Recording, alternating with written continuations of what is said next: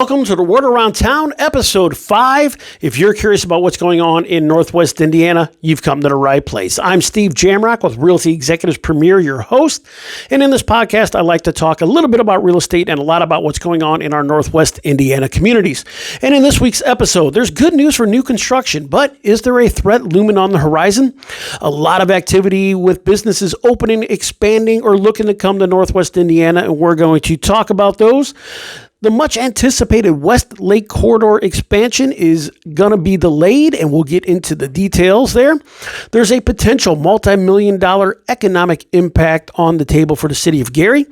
There's a longtime family business I got to visit with recently that continues to provide quality products and services to the region. I golfed an oldie but a goodie in St. John recently and can't wait to tell you about that as well. Plus, there's a ton of great fall events and activities happening around the region this weekend. We'll get into all those. But first, thanks to everybody who continues to watch and support and help me grow this podcast. Greatly appreciate all of you. If this is your first time, thanks for watching. I greatly appreciate having you here. If you wouldn't mind, I'd be honored if you took a second, hit that subscribe button for me. If you like what you hear, give me a thumbs up. And of course, share this with anybody you know who might be interested in what's happening in Northwest Indiana. Any questions or suggestions, leave those in the comment box below and I will get back to you. So, all right, on to the world of real estate where we're going to dive into new construction today because the sales of new construction homes continues to surge throughout the summer and into the fall. And the National Association of Home Builders recently reported that the sales of single-family new construction homes rose 20% in August, and that's up 15% year over year. So why the surge right now? Well, number one, we're still seeing a limited inventory of existing homes, and this is pushing buyers towards new construction more so than ever. You know, they're on the sidelines waiting. They're getting frustrated that they can't find an existing home that they like or fits their budget, so they're gravitating more to new construction than ever. Number two, the cost of existing homes is beginning to be online with the cost of new construction right now. So again, it's the old supply and demand. Home prices remain elevated, and new construction in a lot of areas is on pace to be about the same price as a lot of existing homes that are coming on the market. So now we can debate whether the quality of craftsmanship or construction of that new construction home is better or worse than the quality of that existing homes. Maybe that's a topic for another day, but what I can tell you for sure is that when a buyer looks at a new construction home, an existing home, and they see that they can get a brand new home for a similar price as a 50-year-old home over here, yeah, they're going to give some serious thought to that new construction home. Number three, builder incentives are still very attractive to home buyers right now. Home builders, they have their own in-house lender right now that they're offering lower interest rates for a lot of home buyers. They're offering interest rate buy downs to help out with a lower interest rate for the first couple years, and they're offering closing cost concessions in a lot of their communities as well. So these are very attractive incentive to home buyers. And even though those incentives are priced into the price of the home to help the builders recoup those incentives, home buyers are still seeing the value there. They are not really looking long-term, unfortunately, but they're seeing the near-term benefit of getting into a home because they've been waiting for so long to try to find something that they like. Now, is this new home construction surge going to continue? Well, that depends. It depends on the new tariffs that were just implemented from the White House on imported lumber and kitchen cabinets. And if you know anything about new construction, those are two pretty important items that you need in a house. You need kitchen cabinets and you need wood to build the home. So, home builders have already been fighting high labor costs, high material costs for the last couple of years now. Now you put on an additional tariff onto these items that they need. And yeah, prices are going to elevate again in new construction. So the curious thing to me will be to watch if they can continue these incentives to attract home buyers there as prices continue to rise. You know, they already have to wrap around those incentives into the home prices. So now the tariff in materials, higher materials, they have to put those in the prices as well. So again, home prices of new construction is probably going to rise here. So we'll see if they can continue these incentives to keep home buyers going there. It'll be very interesting to watch here in the coming months. My guess, and I don't like the way that I think that this is going to play out, but I'm going to take a stab that buying new construction eventually is going to turn into a similar experience of walking into a car lot to buy a new car, where it's no longer about the price of the product. It's about the payment and what you can afford. And unfortunately, when you get into not looking long term and can you afford this house for 30 years and maintenance, taxes, insurance, etc., and you just look at that monthly payment, that's not a good thing. So we really have to pay attention there. And if you're curious about new construction, sit down, let's talk with a realtor and talk about all your options on the table before you get there. I hope I'm wrong, but I really can see it going that way to where, you walk into a builder's showroom and they start talking about, hey, what payment are you comfortable with? And let's build that home around you from there. So, all right. Speaking of new construction, there is a new residential community development that is being developed in Maryville, located on the west side of town off of US 30 on the site of the old Broadmoor Country Club. It is called August Manor. It's going to be 26 duplex units, so for a total of 52 new single-family attached homes. This continues a long line of duplex-style homes being constructed in the Maryville area. And I'll share with you a funny little story here. I wasn't going to say this, but it's funny enough. I think you guys would enjoy this. So years ago, me and a couple friends, we owned some property in Maryville. We had 10 acres off of 73rd Avenue in the center of Maryville. And we were young and just kind of deciding what we wanted to do with this property.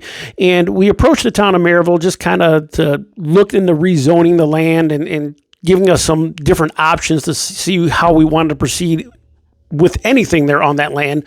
And I remember meeting with the Plan Commission, and again, being very young, very naive, and sitting down there, and one of the members sat there and asked us what we were planning to do with the property. And we honestly answered, we don't know. We just kind of want to get it rezoned to give us the best opportunity to keep our options open. And one of the members looked right at us, an older gentleman, I can't remember his name, but, looking at four young guys in their late 20s, early 30s, and was just like, look, you better not be planning on bringing duplex or multifamily housing to Maryville, because we're over that. We do not want Maryville to turn into Duplexville. And I'll never forget that. Doesn't want Maryville to turn into Duplexville. And now, again, this was 20, 30 years ago. And it struck me to a point where, like, man, I don't even want to do business here in this town right now. My friends agreed as well. So yeah, we never really did anything with that property. But again, it always makes me laugh and I find it ironic as I drive around Maryville and I see more and more duplex style housing coming to Maryville. So it's really kind of funny. And don't get me wrong, Maryville's a great community. There's a lot of great new construction going on in Maryville, a lot of affordable housing as well. So if you're curious about new construction in Maryville, I'll be glad to talk to you about it. But again, just wanted to share that story that, for so long they wanted nothing to do with duplex style housing, and now it's everywhere throughout Maryville. So, all right, let's get into what's coming soon to Northwest Indiana. We're going to kick it off with a couple new restaurants coming to St. John. And these two restaurants are actually pizza restaurants. And as somebody who loves pizza, I'm always happy to have more pizza throughout the region. And the first restaurant is going to be called Dough Woodfire Pizza, and that's Dough as in D-O-U-G-H, Dough. And it's opening in a commercial development along Wicker Avenue and 96th Avenue that is just north of the Target and Strax development there along Wicker Avenue. And then there's an Arnello's Pizza that's going to be coming to a new commercial development along US 231 and Parrish Avenue right near the gates of St. John. So again, a couple great new pizza options coming to the region. Over in Hammond, there is a $7 billion extension of a data center that is getting ready to move forward. I talked a lot last week about data centers and how we need to keep our eyes open for these as they are going to continue to pop up throughout the region and continue to be proposed. This one here is actually on the site of the former State Line generating station. There's already a smaller data center already in place there. So this one kind of makes sense there. It's in an industrial area already, but a $7 million investment into the city of Hammond, that's nothing to right off there. That's a great economic investment for the city of Hammond. Also sticking in Hammond, there is a planned expansion to the Hammond Sportsplex located in the Woodmar area, and that expansion of that Sportsplex is going to make it one of the largest volleyball facilities in the Midwest. And tip of the cap to Hammond. They've done a great job of redeveloping that Woodmar area with their destination YMCA and the Hammond Sportsplex, and they've really leaned into the economic engine that sports are in the area. So just if you haven't been to Hammond in a while, get up there to 165th and Indianapolis Boulevard there and check out what's happening there. It's really just they've done a great job there in Hammond. And while you're up there, they're going to have a new restaurant in the Hessville area to stop off and grab a bite at. It's going to be called the Copper Room, and it's going to offer casual upscale dining. It's going to be in Hessville at 6333 Kennedy Avenue, and it sounds like a really cool concept and something that Hammond is in need of, a different type of dining option up there in Hammond. A grand opening is scheduled for October 2nd, so if you anybody gets up there before me, checks it out, I'd love to hear about it. Leave it in the comments or reach out to me and let me know what you think about the Copper Room opening up in Hessville.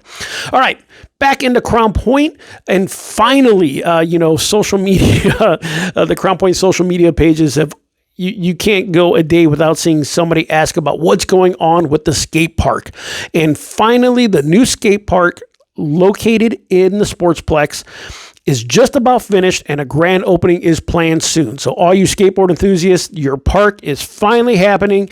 Going into the Sportsplex, should be open anytime now. I'll keep you posted when I have a grand opening announcement there for that as well. All right. Also, there's another option for walking, running, and biking here in Crown Point, as the Veterans Memorial Trail bike path is almost ready to open. This path is going to connect the Erie-Lackawanna Trailhead off of Summit Street.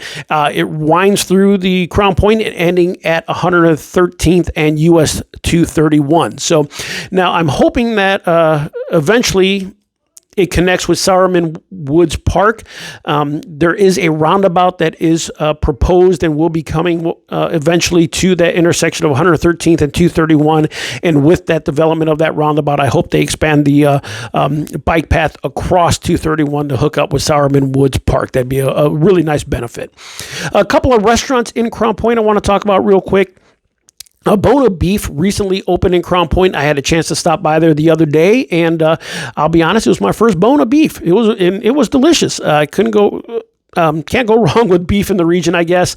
I went through the drive-through, so it was quick. It was hot. It was and delicious. So check out Bona Beef if you get a chance to, off of 109th and Crown Point. And then right next door, I've heard this rumor for a while now, but I couldn't substantiate it. But I saw the signs up on the building just west of Bona Beef, right next door. There is a Panera Bread coming to Crown Point. Again, no information yet on opening dates, but the sign is up there. Again, that's off of 109th, just east of Delaware Parkway. So Bona Beef and Panera Bread opening soon.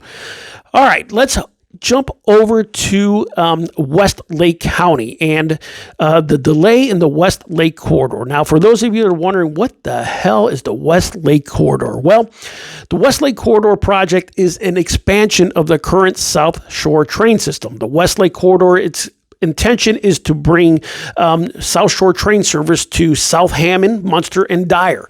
And everything's in place with it. The tracks are there, the platforms are nearly completed, and everything was on track to open soon and begin train service, South Shore service from Dyer, Munster, and South Hammond into Chicago. But unfortunately, the transformers that power the tracks were damaged in a storm, and damaged significantly enough to where they don't understand what's wrong with them. So they have to go back to the manufacturer, discuss options and how to repair these things. According to the article in the Northwest Indiana Times, there is no timetable for a planned opening of this West Lake Corridor project, my guess is that you're probably looking at, unfortunately, into 2026. That's going to be a great economic engine for South Hammond, Munster, and Dyer there along that West Lake Corridor project. But unfortunately, we're going to wait for train service in that region for a little bit longer. Also, the city of Gary is getting a $15 million downtown revitalization grant and blight removal. This is to help improve the Broadway corridor, remove some dilapidated old buildings and houses in the area, and if done correctly, this can be a great benefit to the region. Now, I know many of you are sitting there rolling your eyes right now going, yeah, right, Steve, we've heard this before. And unfortunately, you're right. The city of Gary for decades has unfortunately received... I shouldn't say, let me rephrase that. For decades, the city of Gary has received numerous grants and local, state, and federal monies to help redevelop and deal with the blight in the city. And unfortunately, that those monies have been mismanaged, misappropriated, and in sometimes just outright fraudulently taken from the city of Gary. But I tell you this, moving forward and talking with a lot of people I know that own businesses in Gary or work for the city, or realtors as well who work a lot in Gary, and they're really excited about the direction of the city. They really believe that the current mayor, Mayor Melton, is the right guy for the job. They really believe in his vision and his leadership. So it's going to be really interesting. And if this money can be used the way it's intended to help redevelop that Broadway corridor, tear down some old buildings, because that is one of the hurdles to development in Gary right now, is that trying to track down home ownerships for some of these properties that have been vacant or just held or purchased at a tax sale and just being held on to with no intention of repairing them. If they can go ahead and get those knocked down ahead of time, it will be more attractive to investors to come into the city. I know a lot of real estate investors that have already started to go into the city of Gary, as prices throughout the regions continue to elevate it. They went in there, bought more affordable houses, refurbished those, put those back on the market, resold them as affordable housing to homeowners. So there's a lot of great things happening in Gary.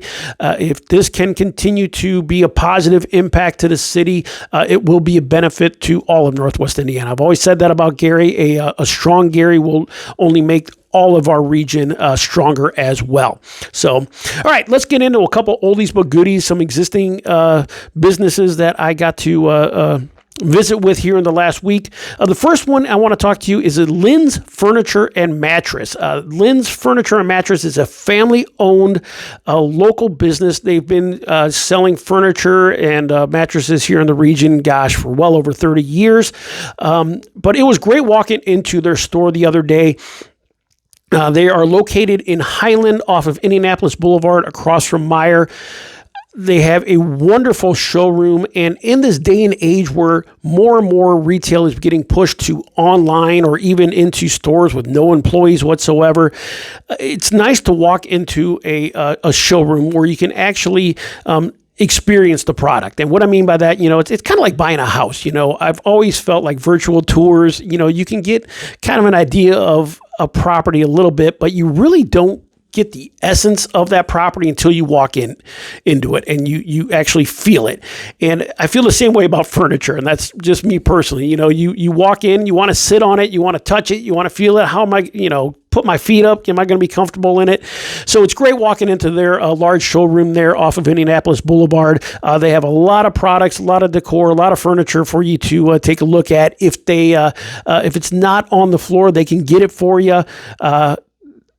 What also impresses me there in this world where service is going down, theirs continues to elevate. They have provide you with great service, again, great products and great knowledge. They've been doing this for decades, so they know everything, the ins and outs of furniture. They can help you, talk to you about your needs, what may or may not work. Again, it's all about the service and the experience there at Lynn's Furniture and Mattress. Highly recommend you going in there. They also got a great promotion going on where you can walk in there and sign up and register for your chance to win some Bears tickets to the Bears Green Bay game coming up in December. So that's Lynn's Furniture and Mattress in Highland. Highly recommend them. Go check them out when you have a chance. Also, recently, I got out golfing for the first time in a while. And when I say golfing, more like hacking. But a good friend of mine came in from out of town. He wanted to get around him before we headed up to Chicago for a concert. So I checked out Palmyra for the first time. Palmyra Golf Course is located on 109th and White Oak Avenue in St. John. It's a course I haven't been to, again, in probably 20 years. Honestly, I forget that it's there. But man, what a great little course Palmyra is. It's not Pebble Beach. It has some wear and tear to it. It gets a lot of play, but I forgot about the changes of elevation at Palmyra. It's unlike a lot of golf courses here in the region because we're flat throughout the region. It is what it is. But in Palmyra, there's actually a lot of holes that have a lot of changes of elevation, and you're actually looking out over the fairway and over the green. And come fall, when the leaves change it's going to be an absolutely beautiful experience to play Palmyra. So if you like fun golf that's inexpensive and not pressure packed, get out, check out Palmyra. Very friendly staff, and hats off to the starter that day. I wish I would have got his name, but we were a twosome. We checked in a little early for our tee time just to see if we can get off a little early, and luckily we did. He realized that there was a party of 20 that was supposed to go off before us, and he went ahead and squeezed us in ahead of them just to make sure that we got off in time. Otherwise, it would have been a long round of golf. But just a very enjoyable day at Palmyra, a golf course in St. John. Check it out if you want to get out there and get a good round of golf in, or just hack around like I do. All right, let's jump into what's going on this weekend in Northwest Indiana. And it's haunted house season, and the Haunted Hills in Maryville is now open. That is located on US 30 on the east side of town. The Crimley Insane Haunted House at the old jail in Crown Point is set to open October 10th, along with Cedar Lake's Haunted Forest also opening October 10th. Now, my family was never big on haunted houses. My kids were never big on wanting to go to them. So if you know of any other haunted houses that I'm missing here in Northwest Indiana, I'd love to hear about them. Leave them in the comments below, and I'll mention them in next week's podcast.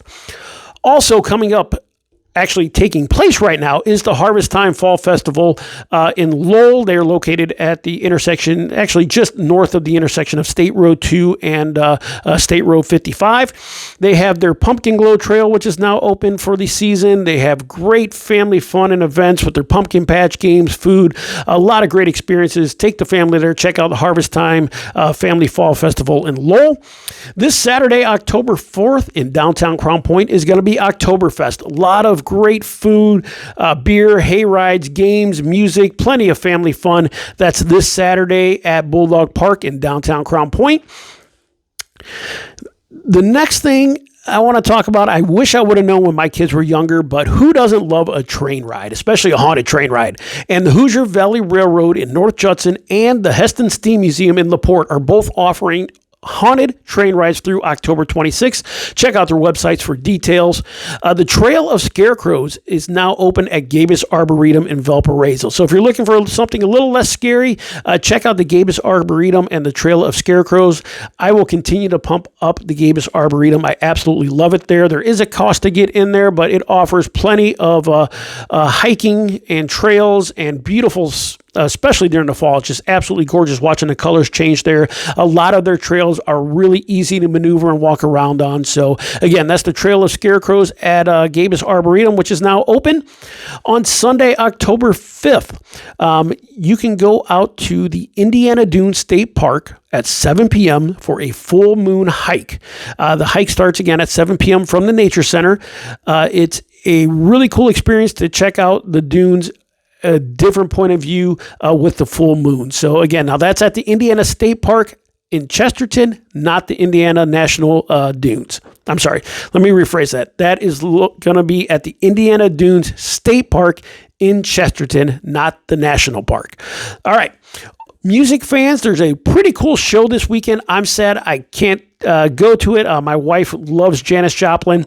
But over in Munster at the Theater on the Center this Sunday, there is Forever Janis, a tribute to Janis Joplin. Check out the Theater at the Center website for ticket info. Should be a great time, great experience.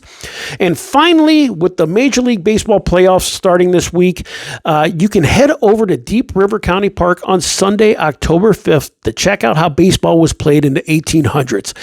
The Deep River Grinders play their final game of the season, and this is such a cool experience. If you've never seen it, you should check it out. They wear their period costumes. They're up there batting with a little stick. It's just, they got some weird, quirky rules. Just such a fun event that it's free to watch.